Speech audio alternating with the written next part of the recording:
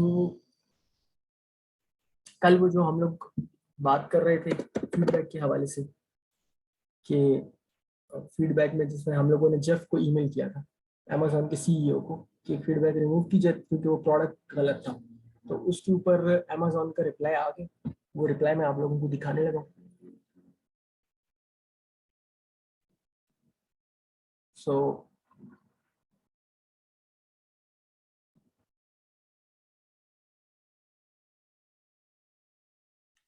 Last हमने class में वो ओपन किया था, तो क्या मैसेज था कि my name is Tina from Amazon Executive Selling Partner Relations Team and I'll be your contact as we work towards resolving your issue. Jeff Bezos received your email and requested that our team respond on this behalf. Carry, I understand you are requesting the removal of feedback for order 112. The buyer is describing a different product than what was sent to them. So इसमें ये कि वो product different था, तो हमारा हक बनता है ये फीडबैक रिमूव हो, लेकिन इन्होंने नहीं की थी, तो हमने jeff@amazon.com पे ईमेल किया था। उसके ऊपर इन लोगों ने केस क्रिएट किया हमारे लिए। अब इस केस का आज सुबह केस क्रिएट हुआ था, और अब देखते हैं कि इसमें रिप्लाई इन्होंने क्या किया। सो अब ये कह रहे हैं कि after further investigation I found the feedback removal team provided with the correct answer according to Amazon feedback removal policy and the executive selling partner relations team abides by the same policy. So ये बात गलत है, ये feedback remove होनी चाहिए। उसके लिए हम क्या करेंगे, हम सेटिंग्स में जाएंगे, यहाँ हम हेल्प में जाएंगे,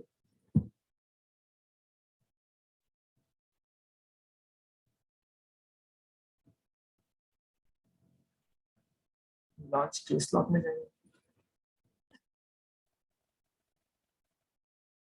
तो यहाँ एक पुराना ईमेल था जिसके अंदर इन लोगों ने फीडबैक रिमूव नहीं की थी, तो हम लोगों ने इसी तरीके से सिमिलर केस था वो, तो मैं वो केस ढूंढ रहा हूँ, उसी से हम चीज।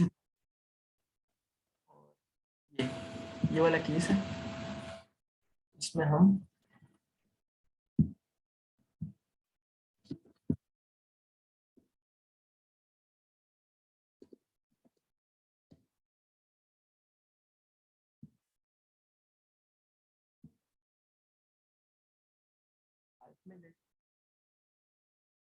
लॉन्च केस लॉक में गए,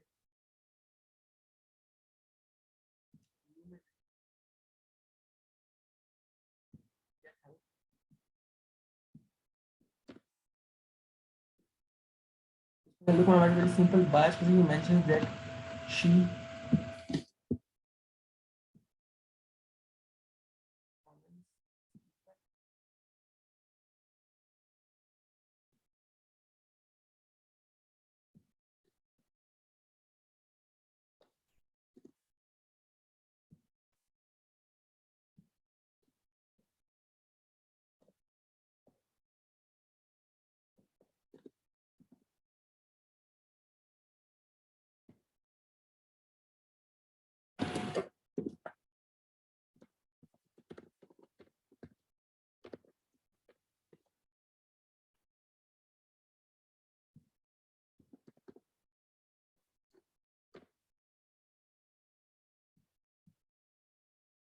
mentions about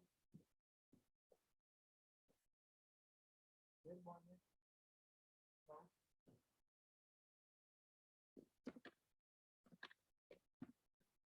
their bond sell any their bond at all to anybody.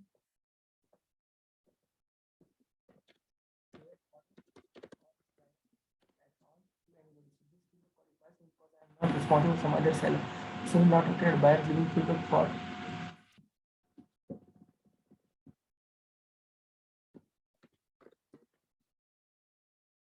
on a card or sell any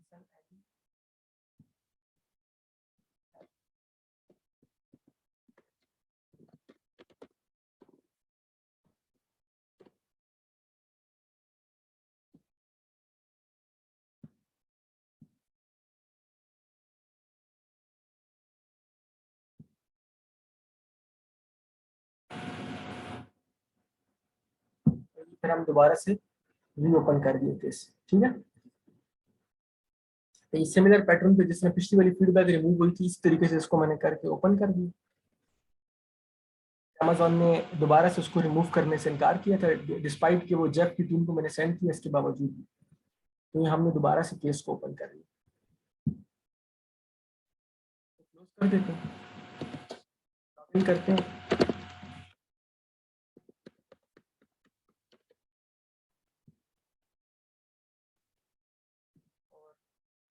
तो मैं आपको इंडेक्स चेकर दिखाता हूँ कि उसको उसका इस्तेमाल कैसे करना है, इंडेक्स चेकर।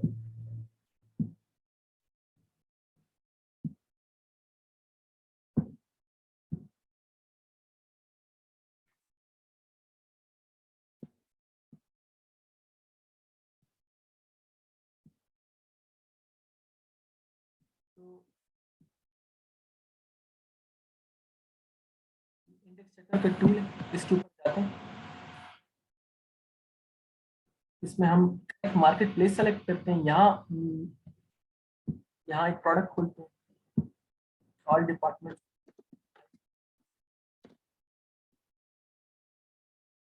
के बाद आइसक्रीम स्कूप खोलिए,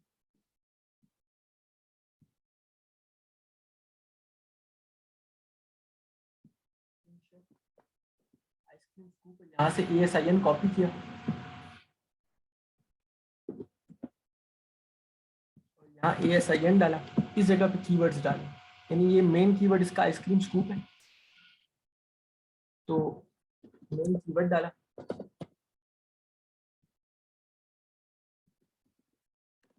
अलावा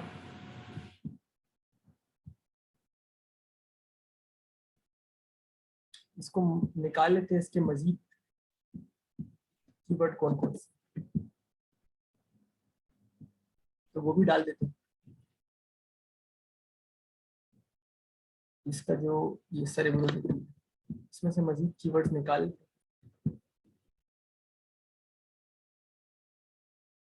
सो अब आपको ये खाली दिखाना है कि ये एक्चुअली लोड फ्रॉम हिस्ट्री का।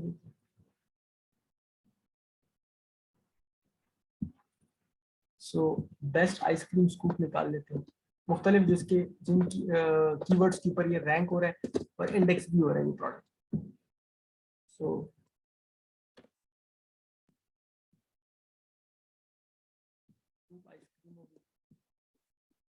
मुख्तलिफ कीवर्ड्स में डाल रहा हूँ यहाँ से उठा के, जिसके ऊपर ये इंडेक्स कर रहा है इसको, और कुछ इररेलेवेंट डालूंगा। For example Waseem irrelevant keyword है, उसका इससे कोई ताल्लुक नहीं है। लंच इररेलेवेंट कीवर्ड है, की होल्डर इररेलेवेंट कीवर्ड है, और इसको मैं रन करता हूँ, ये आपको दिखाएगा कि तो जो करेक्ट कीवर्ड्स थे उसके लिए इंडेक्स कर रहा है इसको। इंडेक्स करना क्या होता है? इंडेक्स करना ये होता है कि जब आप आइसक्रीम स्कूप लिख रहे हो ना, तो अमेजोन की सर्च रिजल्ट को पता चल रहा है कि ये प्रोडक्ट बेसिकली कौन सा प्रोडक्ट है। फॉर एग्जांपल यहाँ जो है ना 1000 रिजल्ट्स इंडेक्स हो रहे हैं, यानी आइसक्रीम स्कूप के ऊपर 1000 रिजल्ट दे रहा है अमेजोन आपको मुख्तलिफ पेजेस में। तो रैंकिंग बाद में आती है, सबसे पहले आप उसको इंडेक्स करवाते हो।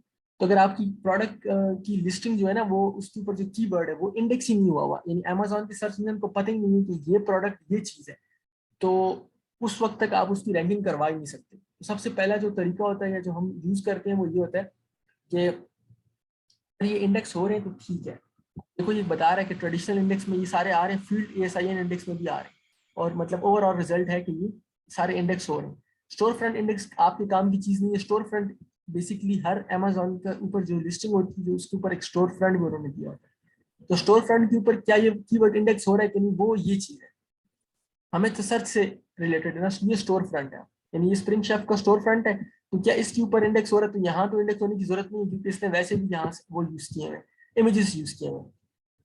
तो स्टोर फ्रंट में अक्सर नहीं होता, क्रॉस होता है, तो स्टोर फ्रंट करने की जरूरत भी नहीं है। हम लोगों को मेन जो चीज हमने चेक करनी होती है वो हमने करनी होती है कि ट्रेडिशनल इंडेक्स में, यानी उसकी जो कीवर्ड है वो उस जगह पे इंडेक्स हो रहा है कि नहीं, और दूसरी हमने फील्ड ASIN में बस चेक करना होता है। मेन ये ट्रेडिशनल वाला होता है। अब ये फॉर एग्जांपल ये वसीम लंच या की होल्डर थे, तो ये इररेलेवेंट कीवर्ड्स थे, यानी इसकी जब आप वसीम टाइप करेंगे, लंच टाइप करेंगे, की होल्डर टाइप करेंगे, तो आइसक्रीम स्कूप नहीं निकलेगा। लेकिन अगर आपने ये जो पहले 4 कीवर्ड्स हैं अगर ये टाइप किए तो आइसक्रीम स्कूप्स निकलेगा। तो जब भी आपके पास कोई क्लाइंट आता है आपको कहता है कि आपने आपकी लिस्टिंग है, तो सबसे पहले आपने उसकी लिस्टिंग को जो एनालाइजेशन करनी है, उसकी एनालिसिस जो आपने करना है, उसकी लिस्टिंग का ASIN डालना है इस जगह पर, लिस्टिंग इंडेक्स चेकर के अंदर डालना है, और इंडेक्स चेकर में कीवर्ड्स डाल के उसके जो टॉप, यानी जो फॉर एग्जांपल कोई भी प्रोडक्ट है उसका जो टॉप 10 कंपेटिटर्स है उसका कीवर्ड आपने निकाल लेने कीवर्ड्स उसके, और फिर वो कीवर्ड्स आपने यहाँ डालने उस ASIN के ऊपर जो आपकी लिस्टिंग है। तो आपने देखना है कि आया वो जो मेन कीवर्ड्स है उसमें आपका प्रोडक्ट इंडेक्स भी हो रहा है कि नहीं। अगर प्रोडक्ट इंडेक्स ही नहीं हो रहा तो फिर तो इशू बहुत ज्यादा है। फिर तो आपको सबसे पहले उसको अपनी सर्विसेज ऑफर करनी पड़ेगी कि आप उसके प्रोडक्ट को इंडेक्स करवाओगे, उसके बाद आपने उसको फिर लिस्टिंग ऑप्टिमाइजेशन और फिर रैंकिंग की तरफ आपने लेके जाना है क्लाइंट को। तो इस तरीके से ये काम किया जाता है। दूसरी बात ये आपने मेक श्योर करना है कि जिस मार्केट प्लेस पर आप काम कर रहे हो आपने यहाँ उसको वो भी किया हो, यहाँ डिलीवर टू, यानी जो जिप कोड है आपने करेक्ट डालो, क्योंकि अगर आप अभी गलत जिप कोड डालते हो, फॉर एग्जांपल मैं यहाँ पाकिस्तान सेलेक्ट कर देता हूँ, तो आप देखो जो करेक्ट कीवर्ड्स भी थे वो भी उधर नहीं आएंगे। अब मैं इंडेक्स चेकर रन करूंगा पाकिस्तान सेलेक्ट करने के बाद, तो आप देखो ये काम नहीं करेगा। Ship outside USA, Pakistan select कर देते हैं, डन कर देता हूँ।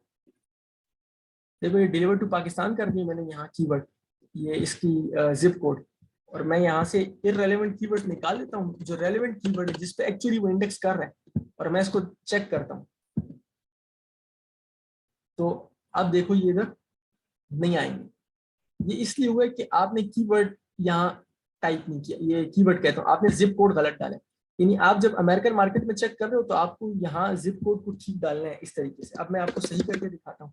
यानी कोई भी USA का जिप कोड डालना है आपने, अगर US मार्केट, अगर UK का कोई ASIN चेक कर रहे हो तो UK का फिर आपने डालना है इस तरीके से। अब मैं दोबारा से इसको रन करता हूँ, देखो इधर ये ट्रेडिशनल इंडेक्स में देगा कि ये हो रहे इंडेक्स, यानी ये करेक्ट कीवर्ड्स है। तो इस तरीके से इंडेक्स चेक की जाती है, किसी भी लिस्टिंग को एनालिसिस की जाती है। जब भी आपके पास क्लाइंट आएगा तो सबसे पहले आप यहाँ से फ्री रिपोर्ट आप डाउनलोड कर सकते हैं एक्सेल में या CSV फाइल में। आप अपने क्लाइंट को एक फ्री रिपोर्ट दे सकते हो कि आपके ये मेन कीवर्ड्स हैं, यानी आप कंपेटिटर पे, टॉप कंपेटिटर्स पे जाते हो, सारे बुरो में जाके उन टॉप कंपेटिटर्स के यहाँ से कीवर्ड्स निकालते हो, फिर आप अपने ASIN को उन कीवर्ड्स के अगेंस्ट चेक करते हो। यहाँ आप 200 तक कीवर्ड्स डाल सकते हो, तो आप उन 200 कीवर्ड्स को यहाँ डाल के और अपने ASIN को इस जगह पे डालते हो और रन करते हो। उसके बाद आप चेक करोगे कि आया वो इंडेक्स कर रहे हैं कि नहीं कर रहे। अगर इंडेक्स नहीं कर रहे तो फिर आप अपने जो क्लाइंट है उसको आप बता सकते हो कि अभी तो आपकी लिस्टिंग इंडेक्स ही नहीं कर रही, सबसे पहले तो इसको इंडेक्स करवाना है। और ये एक प्रोजेक्ट अगर इंडेक्स नहीं हुई तो Amazon के सर्च इंजन को पता ही नहीं चलेगा कि ये प्रोडक्ट किस बारे में, किस चीज के बारे में। तो उसको चेक कराने का एक तरीका मैंने पिछली क्लास में आपको बता दिया था कि एक तो वो सर्च टर्म्स के अंदर पीछे जाके करते हैं, अगर सर्च टर्म के अंदर भी ना जा रहा हो तो फिर फोर्सफुली PPC लॉन्च की जाती है, पे पर क्लिक एडवर्टीजमेंट, फिर उसके थ्रू हो जाता है। लेकिन वो सबसे लास्ट रिजॉर्ट है। सर्च इंजन के थ्रू और लिस्टिंग को ऑप्टिमाइज करने के थ्रू ये कीवर्ड्स जो है रेलेवेंट कीवर्ड्स इंडेक्स हो जाएंगे। तो बस यही इंडेक्स के हवाले से यही क्लास थी। इसके बाद जो टूल्स है उसमें एक ये रिफंड जीनी एक टूल है।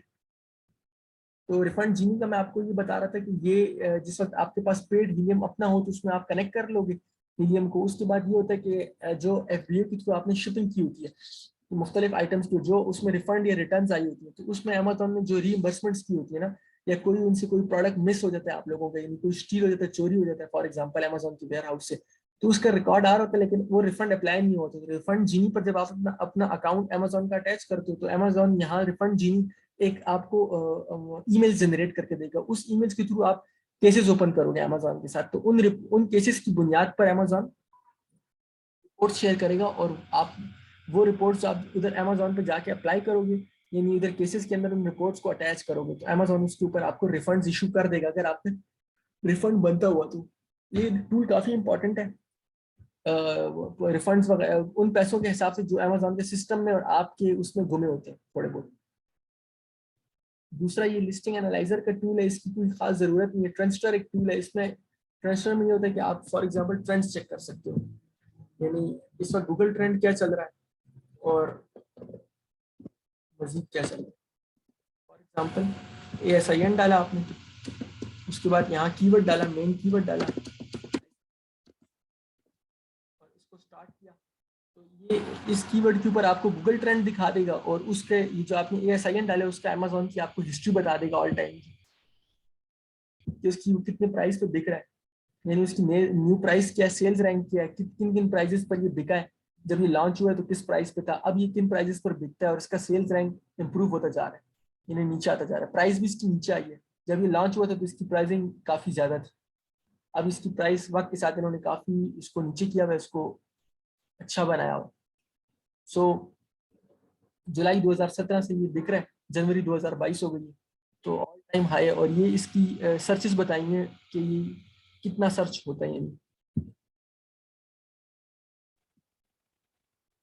ये गूगल ट्रेंड है उसके अंदर आया हुआ है ये, इसमें यहाँ आप जब ऊपर करते हो तो आपको आ जाएगा, इसमें 56 सर्चेस हुई है, यानी मई 23 के अंदर। इसी तरीके से अगर आप नेक्स्ट वो सेलेक्ट करते हो